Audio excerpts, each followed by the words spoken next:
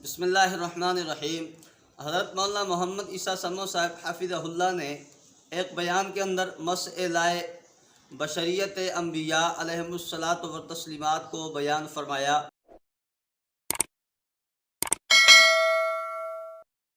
حضرت مولانا محمد عیسیٰ سمو صاحب حفظہ اللہ کی تقریر قرآن و سنت کا خلاصہ اور نچوڑ تھی۔ قرآن کے اندر دیکھیں یہ اللہ تعالیٰ نے انبیاء کرام علیہم التسلیمات کی بشریت کو واضح فرمایا۔ نبی ہوتا ہی وہ ہے جو انسان ہو۔ دیکھیں اللہ تعالیٰ نے فرمایا حل کنت الا بشر رسولا، یہ تو قرآن و سنت کا عقیدہ تھا کہ انبیاء بشر ہوتے ہیں رسول۔ جال حق کے اندر مفتی احمد یار خان صاحب گجراتی نے لکھا نبی وہ انسان ہوتا ہے، اور بھی بہت ساری اہل بدعت کی کتب کے اندر لکھا ہوا ہے۔ تو اب انسان ہونا انبیاء کا، یہ دیکھیں نا، انسان تو افضل المخلوقات ہے، انسان سب سے اعلیٰ اور بلند و بالا ہے، انسان ہی کو نبوت ملنی چاہیے چونکہ ساری مخلوقات سے اعلیٰ ہے۔ لیکن اہل بدعت کہتے ہیں کہ جی نبی کریم صلی اللہ علیہ وسلم کی جو خلقت ہے وہ جنس اعتبار سے وہ بشر نہیں بلکہ جنس اعتبار سے وہ نور ہے، یعنی حضور پاک صلی اللہ علیہ وسلم کی خلقت نور سے ہوئی۔ حضرت مولانا محمد عیسیٰ سمو صاحب حفظہ اللہ نے اس پر ایسا زبردست اور تگڑا سوال اہل بدعت پہ اٹھایا کہ اگر حضور پاک صلی اللہ علیہ وسلم نور ہے تو پھر حضرت جبریل اور ملائکہ کا اوپر بار بار آنا جانا یہ تو کوئی کمال نہیں، یہ تو ان کی عادت ہے۔ حضور پاک صلی اللہ علیہ وسلم آسمان پہ گئے معراج والی رات، یہ تو انسان ہو کر اوپر جائے یہ تو کمال ہے جو کہ خلاف عادت بھی ہے۔ لیکن اس کا سوال اہل بدعت سے کہاں، چونکہ جن کے پاس نہ علم ہو، جن کے پاس نہ عقل ہو، جیسے کہ مفتی احمد یار خان صاحب گجراتی نے دیوان صالح کے اندر لکھا اور نظم الباری کے اندر غلام رسول سعیدی نے لکھا، اپنی محفل کا قبلہ درست کیجئے کے اندر مختلف ان کے بدعتی مولویوں نے لکھا کہ ان کے ہاں علم نام کی کوئی چیز نہیں ہے۔ تو حق نبی سکندری صاحب نے نام نہاد ناکام جواب دینے کی کوشش کی اور یہ ثابت کیا کہ حضور پاک صلی اللہ علیہ وسلم جنس اعتبار سے بشر نہیں بلکہ جنس اعتبار سے نور ہے۔ اور عجیب اس سے منطق پڑھی، کہتا ہے جی بشر تو نور کا ضد نہیں ہے، دن رات کا ضد ہے، دن رات کا ضد ہے۔ اسی طرح جو سفید ہے وہ کالے کا ضد ہے، بشر نور کا ضد۔ اس کے کہنے کا مطلب یہ ہے کہ بشر نور کا ضد نہیں ہے۔ ہم نے کب مانا کہ بشر نور کا ضد ہے؟ یہ تو آپ کے اہل بدعت نے کہا کہ نبی علیہ الصلاۃ والسلام کو نبی علیہ الصلاۃ والسلام کو انہوں نے جو نور مانا ہے حقیقتاً مانا ہے، حضور پاک صلی اللہ علیہ وسلم کو جسمانی اعتبار سے بھی انہوں نے نور مانا، بشریت کا تو انہوں نے انکار کیا ہے۔ تو پھر آپ کا علماء دیوبند پہ شکوہ کرنا کہ جی یہ علماء دیوبند نور اور بشر کو ایک دوسرے کے خلاف مانتے ہیں، حالانکہ ایسی کوئی بات نہیں۔ اہل بدعت تو بشریت کا انکار کرتے ہیں، انبیاء علیہ السلام کی بشریت کا۔ اس پہ چند حوالہ جات آپ کے سامنے میں پیش کر رہا ہوں۔ سراج منیر صفحہ نمبر 37 پہ لکھا ہوا ہے، فرمایا کہ مجھے اللہ تعالیٰ کا وہ قرب حاصل ہوا ہے کہ میں خالص نور ہوں، بشریت کا انکار ہے۔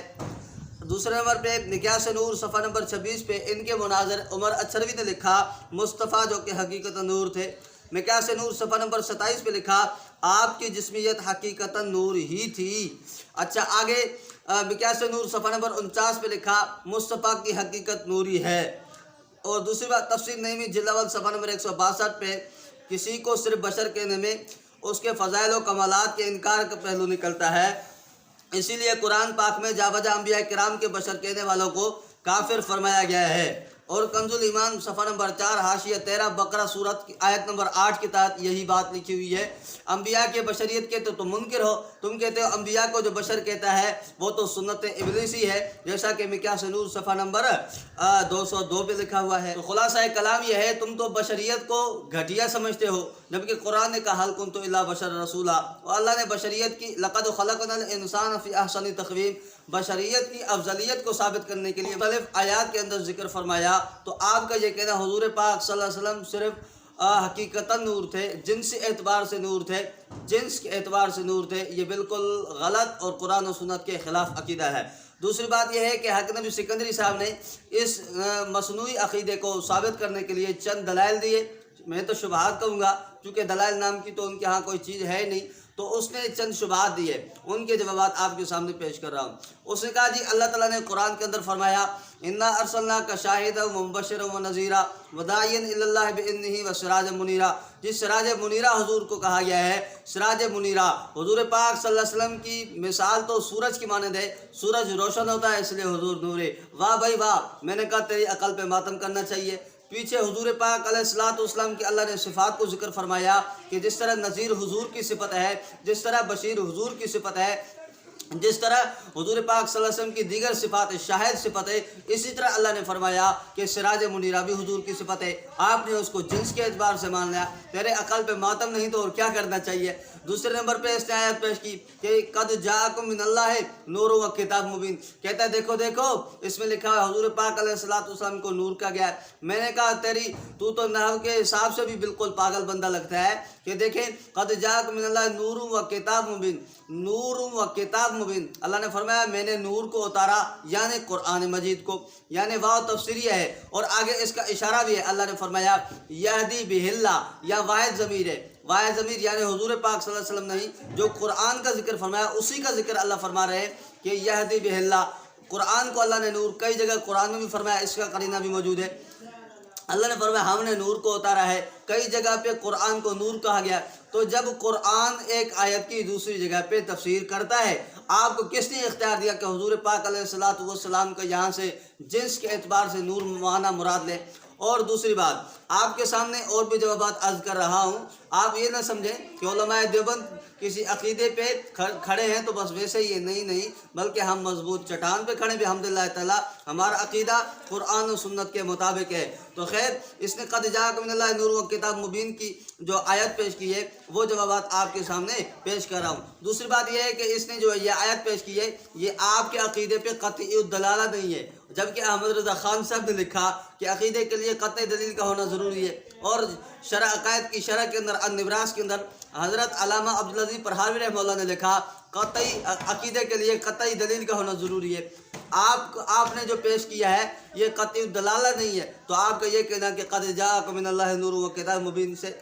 حضور پاک صلی اللہ علیہ وسلم مراد ہے، یہ بالکل غلط ہے۔ اور تیسری بات یہ ہے کہ آپ کے سامنے اس نے کہا جی چند حوالہ جات پڑھے، میں زیادہ چونکہ کلپ لمبی ہو جائے گی اس لیے میں زیادہ اس میں نہیں جاتا تاکہ سننے والے پریشان نہ ہو کہ جی اتنی لمبی کلپ ہو گئی۔ تو خیر میں عرض کر رہا تھا، اب دیکھیں نا قد جاءکم من نور و کتاب میں جو ہمارا عقیدہ ہے کہ حضور پاک صلی اللہ علیہ وسلم جنس کے اعتبار سے، بشر صفت کے اعتبار سے نور ہے، یہی معنی تمہارے مولوی غلام رسول سعید نے دیا ہے۔ غلام رسول سعیدی جو کہ مفتی اعظم پاکستان تمہارا ہے، مفتی منیب الرحمان، اس کے مدرسے کا شیخ الحدیث گزر چکا ہے، جس نے تمہارے ہاں مسلم شریف کی شرح لکھی ہے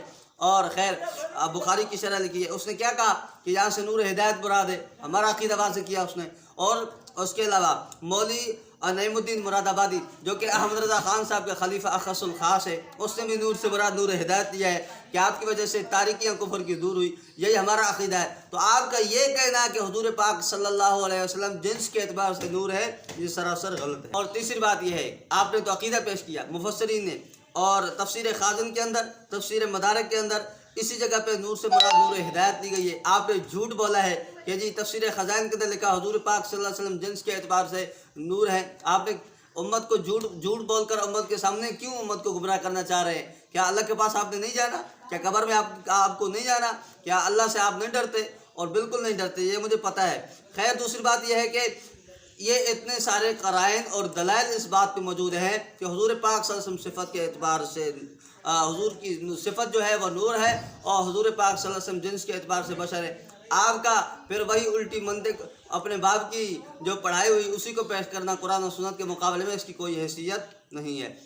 مفسرین نے اس پہ بہت اقوال نقل کیے، میں زیادہ ان اقوال کے اندر نہیں جاتا۔ اور دوسری بات اس نے بات پیش کی، کہتا ہے کہ جی جو ہے نا حضرت جابر کی حدیث ہے، اللہ کے نبی صلی اللہ علیہ وسلم نے فرمایا کہ یا جابر ان اللہ تعالیٰ خلق قبل الاشیاء نور نبی کا من نورہ، شرح مواب کے اندر یہ روایت ہے۔ اب اس حدیث سے کہتا ہے کہ دیکھو حضور پاک صلی اللہ علیہ وسلم جنس کے اعتبار سے نور ہے، حالانکہ اس جاہل اور کم عقل بے دین لوگ کو یہ بھی پتہ نہیں ہے کہ یہاں سے کیا مراد ہے۔ اگر اسی روایت پہ صرف بات کیا جائے، میں زیادہ تفصیل میں نہیں جاتا، اس روایت پہ کتنی مفسرین نے جرح کی ہے اس کی راوی پر محدث ابن عدی نے کہا ہے، اس میں جو راوی ہے عبدالرزاق، اس سے کہا ہے کہ فضائل میں ایسی روایتیں یہ لاتا ہے جو کہ کسی کی مطابقت نہیں رکھتی۔ السہم المصیب کے اندر علامہ محمد طاہر الحنفی نے لکھا، عبدالرزاق بن حمام جو ہے آخری عمر میں نبینہ ہو گیا تھا، اس کا جو بھتیجا تھا احمد بن عبداللہ، اس کے کتابوں میں اس نے جو ہے نا غلط روایتیں، جھوٹی روایتیں داخل کی تھی، قانون الموضوعات کے اندر ہے۔ تو خیر اور بھی بہت سارے جوابات ہیں۔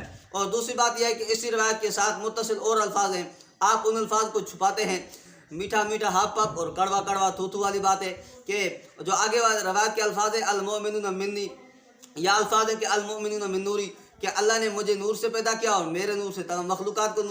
کو نور بخشا۔ تو اب حضور پاک صلی اللہ علیہ وسلم اگر جنس کے اعتبار سے نور ہے تو مخلوق بھی نور ہے، آپ ان الفاظ کو چھپاتے ہیں، پھر تو ہم مخلوق میں تو ابو جہل بھی داخل ہے، ابو لہب بھی داخل ہے، فرعون بھی داخل ہے، آپ کہو نا ان کو کہ وہ بھی نور ہے، لیکن آپ نہیں کہیں گے۔ آپ اپنے مصنوعی عقیدے کو ثابت کرنے کے لیے قرآن چھوڑنے کے لیے بھی تیار ہے، مجھے پتہ ہے اچھی طریقے سے۔ اور دوسری بات یہ ہے کہ آپ نے کہا یہ ضعیف حدیث ہے، ضعیف حدیث سے اپنا عقیدہ ثابت نہیں ہوتا، جناب احمد رضا خان صاحب کا اصول ہے آپ کے موت پر۔ اور اس نے ایک جھوٹی بات کی، دیکھیں نا، اہل بدعت ہو، بریلوی اور جھوٹ نہ بولے، یہ ہو نہیں سکتا، یہ تو ان کی علامت اور پہچان ہے۔ اس نے کہا جی ملا علی قاری مولا نے لکھا، جبکہ ملا علی قاری مولا نے مرقات جلد اول صفحہ نمبر 167 پہ، شرح شفا جلد 1 صفحہ نمبر 17 پہ، اس پہ کیا یہاں نور سے مراد روح محمدی لیا ہے، یعنی اللہ تعالیٰ نے میرے نور کو سب نور سے پہلے پیدا کیا، یعنی میرے روح کو پیدا کیا، اس پہ تو کسی کا اختلاف ہی نہیں ہے۔ اور دوسری بات یہ ہے کہ نشر الطیب کے اندر بھی حضرت تھانوی رحمہ اللہ نے یہی معنی مراد دیا ہے کہ نور سے مراد روح محمدی ہے، روح محمدی کو سب سے پہلا پیدا کیا گیا۔ اور تیسری بات یہ ہے کہ علامہ احمد بن محمد الخفاجی الحنفی رحمہ اللہ نے نسیم الریاض جلد 2 صفحہ نمبر 200 پر بھی وضاحت کی ہے کہ یہاں سے مراد کیا ہے، نور سے مراد روح محمدی ہے۔ تو جب ہے روح محمدی تو پھر آپ کا یہ کہنا کہ حضور پاک صلی اللہ علیہ وسلم کو جنس کے اعتبار سے نور فرمایا گیا ہے، یہ بالکل غلط ہے۔ اور تیسری بات، اس نے آخر میں ایک اور بات کی، اچھا اس نے کیا کہا، اس نے کہا جی حضور پاک علیہ السلام کا سایہ نہیں تھا۔ ایک جھوٹ جو ہے نا، ایک روایت اس نے بیان کی، روایت کیا تھی کہ جی ملا علی قاری مولا نے لکھا ہے، کیا لکھا ہے ملا علی قاری مولا نے کہ حضور پاک صلی اللہ علیہ وسلم کا سایہ نہیں تھا۔ حالانکہ ملا علی قاری مولا نے کیا لکھا آپ کے سامنے میں پیش کر دیتا ہوں، وہ روایت ایسی ہے، ملا علی قاری مولا نے جس کتاب کے حوالے سے لکھی ہے اس کتاب کی حقیقت آپ کے سامنے پیش کر رہا ہوں۔ سب سے پہلے میں آپ کے سامنے یہ پیش کروں کہ حضور پاک صلی اللہ علیہ وسلم کا سایہ تھا بھی صحیح کہ نہیں تھا۔ مستدرک علی السید جلد نمبر 4 صفحہ نمبر 256 پہ ہے، حتی رأیت ظلی و ظلکم فیہا، امام حاکم اور زیبی نے کہا صحیح ہے کہ حضور پاک صلی اللہ علیہ وسلم نے فرمایا کہ میں نے آپ کا سایہ اور میں نے اپنا سایہ دیکھا اس آگ کے اندر، یہ لمبا قصہ ہے خیر۔ اور دوسری بات یہ ہے کہ مسند احمد جلد 6 صفحہ نمبر 336 پہ، مجموع الزوائد جلد 4 صفحہ نمبر 323 پہ لکھا ہے، فلما کان شہر ربیع الاول دخل علی فرأیت ظلہ فقالت ان ھذا ظل رجل وما يدخل علی النبی فمن ھذا فدخل النبی صلی اللہ علیہ وسلم۔ یہاں بھی حضور پاک علیہ السلام کے سایہ کا ثبوت موجود ہے۔ تو آپ کا یہ کہنا حضور پاک علیہ السلام کا سایہ نہیں تھا، یہ ان احادیث سے بے خبری کی عظیم دلیل ہے۔ اس نے کہا کہ جی وہ روایت ملا علی قاری مولا نے لکھا ہے، جبکہ ملا علی قاری مولا نے جس کتاب کے حوالے سے لکھا وہ کتاب ہے نوادر الاصول، نوادر الاصول کے حوالے سے لکھا ہے۔ اور ملا علی قاری مولا کا جو فیصلہ تھا وہ آپ نے سنایا ہی نہیں ہے۔ ملا علی قاری مولا نے فیصلہ کیا کیا، ملا علی قاری مولا نے تو اس زیر بحث روایت کے بارے میں کہا کہ جی یہ جو دونوں راوی ہیں دونوں راوی مجروح ہے، آپ کا اس روایت کو تو لے لینا اور ملا علی قاری کی جرح کو نہ لے لینا، یہ تو آپ کی خیانت کی عظیم دلیل ہے۔ تیسرے نمبر پہ نوادر الاصول کے بارے میں شاہ عبدالعزیز محدث دہلوی رحمہ اللہ نے ایک اصول لکھا، بستان المحدثین صفحہ 68 پہ، کا نوادر الاصول اکثر احادیث غیر معتبر دارت۔ تو آپ اس جو ہے نا عبارت کو، شاہ صاحب کی عبارت کو ہڑپ کر گئے 11ویں کا دودھ سمجھ کے۔ اور دوسری بات یہ ہے کہ جب آپ کا عقیدہ کسی صحیح حدیث سے ثابت نہیں ہو رہا تو آپ کیوں تلے ہوئے ہیں کہ صحیح حدیث سے ہی عقیدہ ثابت کرنا ہے؟ احمد رضا خان صاحب کی مخالفت کرنے پہ تلے ہوئے ہیں، جبکہ احمد رضا خان صاحب نے اس کے حوالے سے لکھا ہوا ہے، اس کی ہر بات کو ماننا، ہر فرض، اس کی ہر بات کو ماننا ہر فرض سے اہم فرض ہے، اور اس کو تم لوگ معصوم بھی سمجھتے ہو، آپ اس کو چھوڑ رہے ہو۔ جو احمد رضا کا ہم عقیدہ نہیں تمہارے نزدیک تو وہ کافر ہوتا ہے، تو احمد رضا کا ہم عقیدہ بھی نہیں۔ احمد رضا نے لکھا ہے کہ ضعیف حدیث سے جو ہے نا عقیدہ ثابت نہیں ہوتا، تو نے عقیدہ ثابت کرنے کی ناکام کوشش کی ہے، تو اب ان ضعیف حدیثوں سے ثابت کر کے امت کو دھوکہ دینا، فرار دینا، لوگوں کو گمراہ کرنا تمہارا شیوا ہے۔ اور میں یہ کہتا ہوں کہ صحیح حدیث سے تمہارا کوئی عقیدہ ثابت ہو، صحیح حدیث سے تمہارا نظریہ ثابت ہو، نہ خنجر اٹھے گا نہ تلوار ان سے، یہ بازو میرے آزمائے ہوئے ہیں۔ اور بشریت کی فضیلت کو تو اللہ نے قرآن میں بیان فرمایا ہے، آپ نے بشریت کو گھٹیا سمجھا، آپ کے سامنے میں نے آیات کو پیش کیا ہے۔ اور اس لیے صرف آخر میں ایک شعر پہ میں اکتفا کرتا ہوں، فَمَبْلَغُ الْعِلْمِ فِيهِ أَنَّهُ بَشَرٌ وَأَنَّهُ خَيْرُ خَلْقِ اللَّهِ كُلِّهِمْ۔ حضور پاک علیہ السلام کا بشر اور حضور پاک صلی اللہ علیہ وسلم کے سایہ ہونے پر اہل بدعت کے اپنے ہی گھر سے جادو وہ جو سر چڑھ کر بولے، آپ کے گھر سے مولوی عبدالدائم نے کتاب لکھی، سیرت سیل ورا لکھی ہے، اس کے اندر 50 سے زیادہ دلیل دی ہے کہ حضور پاک علیہ السلام کا سایہ تھا، تو آپ کیسے کہہ رہے کہ حضور پاک علیہ السلام کا سایہ نہیں تھا؟ جی سایہ نہیں ہے، بشر نہیں ہے، عجیب الٹی منطق امت کے سامنے پیش کر کے لوگوں کو گمراہ کر رہے ہو۔ تو آپ کے سامنے میں نے قرآن سے اللہ نے فرمایا حل کنت الا بشر رسولا، اور پیغمبر علیہ السلام کے فرمان سے کہ انما انا بشر مثلکم، اور آپ کے سامنے